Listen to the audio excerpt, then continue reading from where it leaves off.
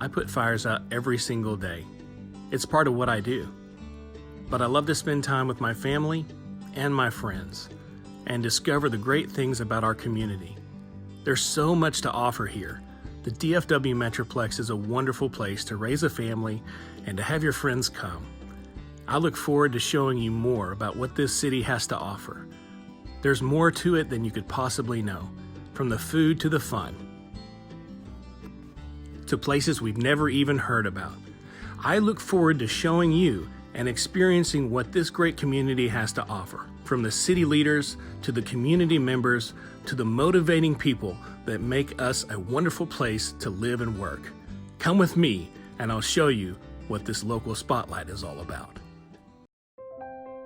My love of dogs started right here at the Burleson Animal Shelter. I came in and brought my son, who was young at the time, and we fell in love with a Rottweiler mix, and I started volunteering here and teaching the children classes. I have adopted almost 4 animals just from this shelter, and I've also adopted several Rottweilers who are now with the Fort Worth Fire Departments. We did an adoption event here at the Burleson Shelter. I never announce free adoptions because I want to make sure these dogs are going to a good home. So we had several groups that were here. We had people lined up all the way down the sidewalk when the doors opened, and when the families would come in and find a great cat or a dog, all their paperwork was filled out, then I would come in and surprise them, and we paid adoption fees for almost 10 families that day. And then we took pictures with a happy gotcha day and the date, and then I text messaged them as they were sitting here on this very bench. I think the best thing is just being able to find dogs new homes. I've worked with cruelty seizures with the Humane Society. I've helped with adoption events. I helped with numerous rescue groups. And it's sad to me that at one time this was someone's puppy and everyone loved it, and then it grows up to be a dog and nobody wants it anymore, and you see them how sad they are laying on cold concrete, and sometimes they're elderly, and my heart just breaks for them. So that's why I'm so involved with the dogs. Well, if I had it my way, I would open up a huge place where elderly dogs could go and live out their days.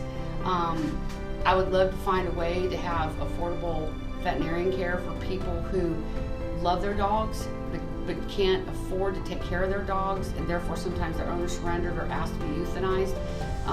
So I'll just keep doing what I'm doing.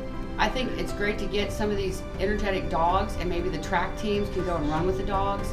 I've saw cities that on 4th of July, people actually come in with sleeping bags and read to the dogs because they're terrified of fireworks and they spend the night. On holidays, we get people to foster the dogs through the holidays so they're not by themselves. I think it's awesome. I think the biggest thing if you want to add an animal to your home is you have to look at your family. If you're an athletic family, you maybe don't want an English Bulldog. They're very sedative. But if you're someone who's more of a homebody, doesn't get a lot of exercise, then you probably don't want a Black Lab because they need a lot of energy.